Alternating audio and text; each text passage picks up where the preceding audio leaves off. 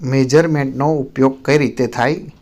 કટોરીવાળો blouse કઈ રીતે cutting થાય, કઈ રીતે બનાવાય, પ્રિન્સેસ બ્લાઉઝ કટિંગ સિલાઈ,